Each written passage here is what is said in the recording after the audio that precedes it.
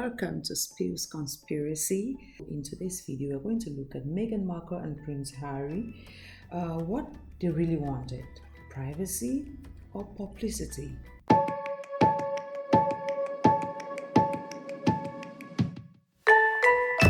After the Californian-born actress, divorcee, and mixed-race woman Meghan Markle met, fell in love, and got married to the grandson of Queen Elizabeth II and the last son of the late most loved Princess Diana, hearts melted all over the world, and so many hopes were raised for the prince and princess to live happily ever after.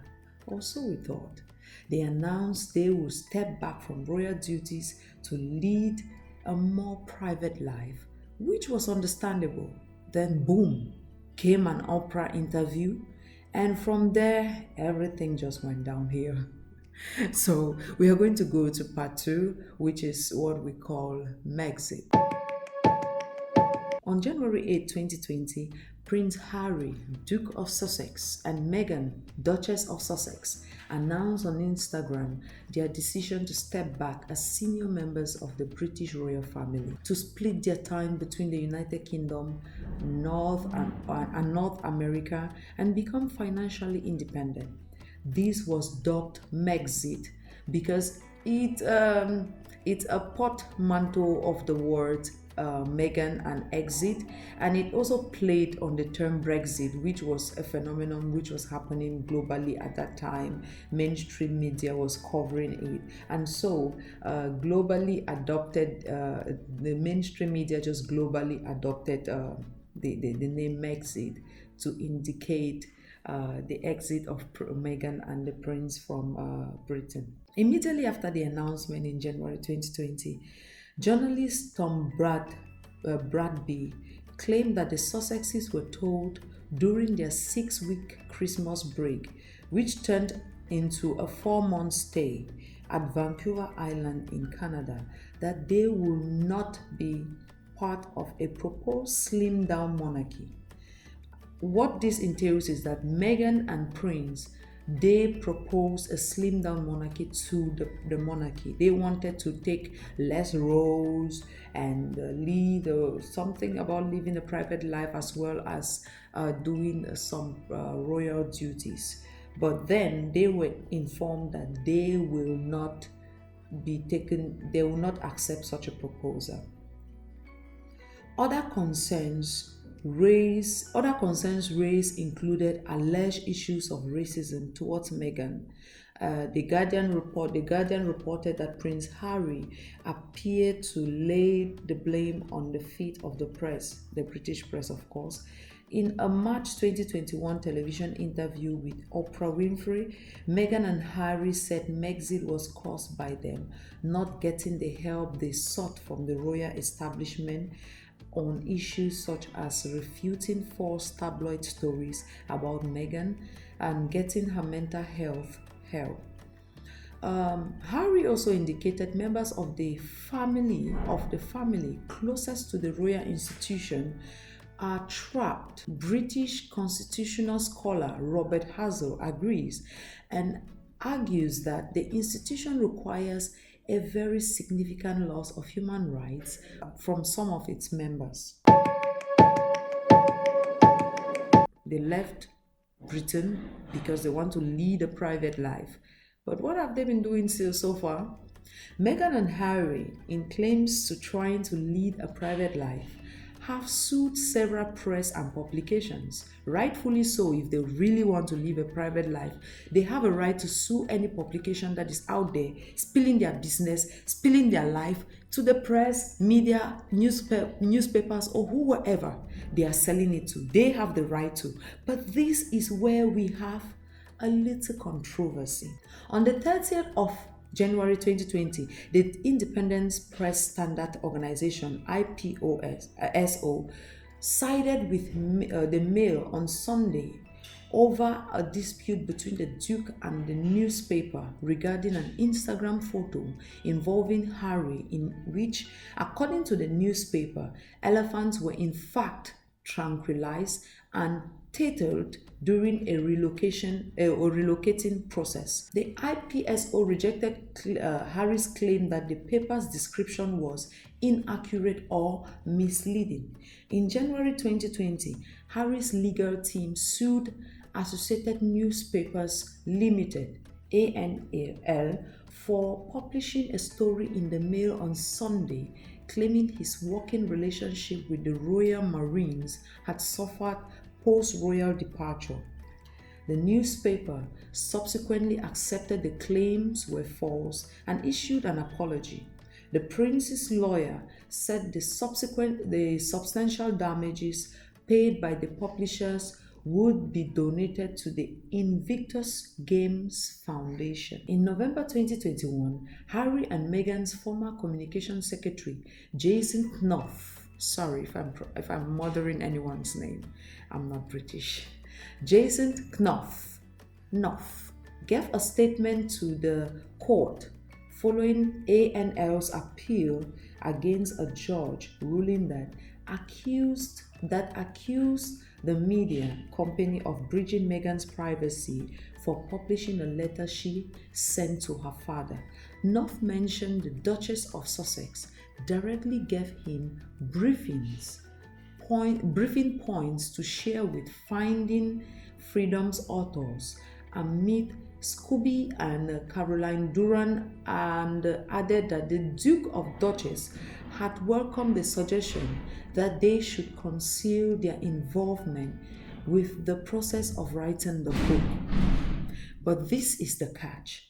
Meghan gave contribution to writing a certain book which she claimed she had no hand in.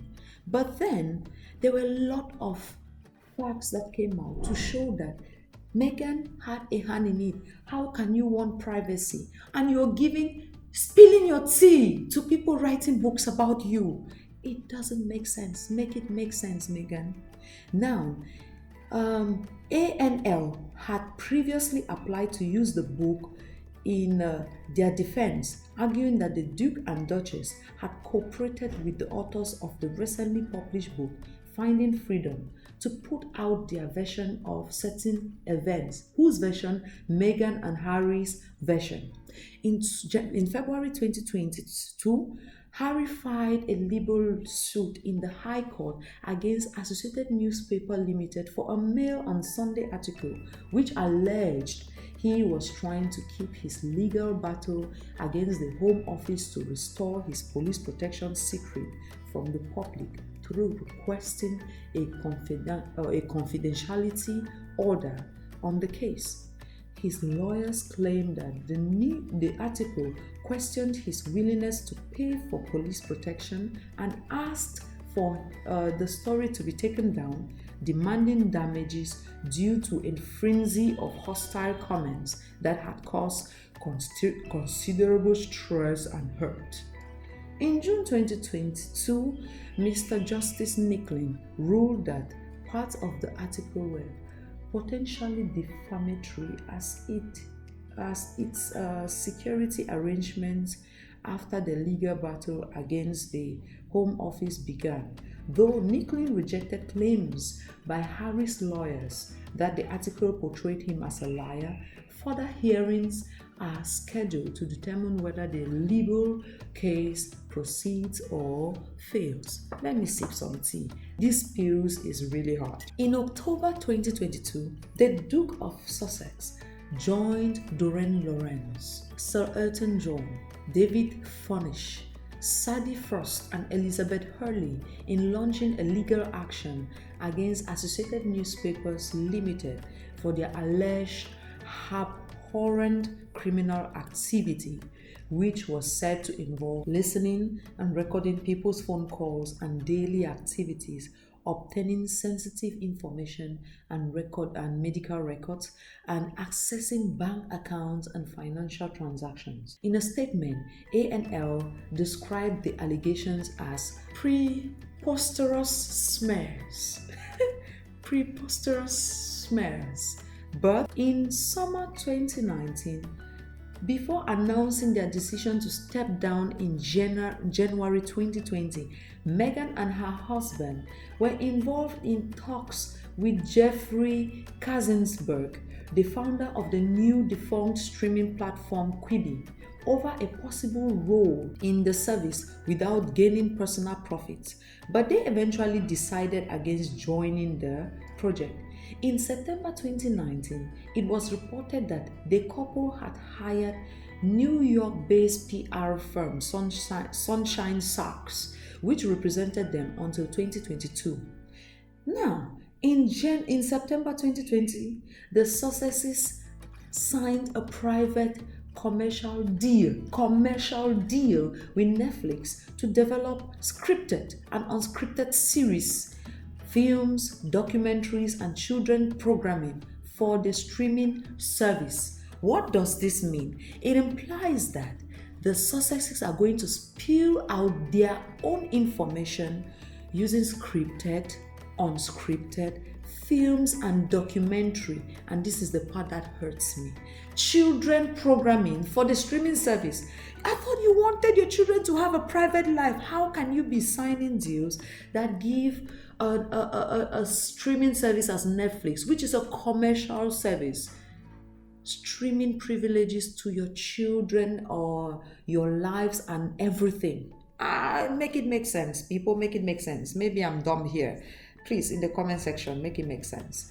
In October 2020, the couple hosted a special episode of the Time 100 Talks, with the theme being on engineering a better world.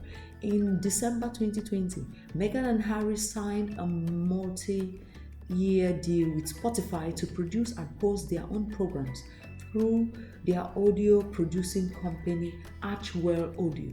A holiday special was released by the couple on the service in December 2020, while Meghan's podcast titled Archetypes premiered in August 2022. In April 2019, it was announced that Harry was working as co-creator and executive producer on a documentary series about mental health together with Oprah Winfrey, which was initially set to air in 2020 on Apple TV+. It was later announced that the series, titled The Me You Can't See, would be released on the 21st of May 2021. I guess by now it's released. In July 2021, it was announced that Harry was set to publish a memoir via Penguin Random House, with proceeds from its sales going to charity, and Harry reportedly earning an advance of at least $20 million. It will be ghostwritten by novelist J.R. Moehringer. The memoir is reportedly part of a 4-book publishing deal that also includes a second book by Harry and a wellness guide by Meghan. The memoir, titled Spare, is due to be published on the 10th of January 2023. The book will be published in 16 languages, and some of the proceeds will be donated to charity. Of course, they always claim that. In 2018 and 2021, Harry was selected as one of the 100 most influential people in the world by Times Magazine. In 2019, the magazine named Harry and his wife amongst the 25 most influential people on the internet. In 2021, they were featured on one of the magazine's 7 worldwide Time 100 covers. So I know one can totally cancel Meghan and Harry's experience completely. The numerous, leave it in the comment section, because evidently their ploy that they want to live a private life doesn't add up. Spills family, I'll see you in the next one. Thank you. Bye.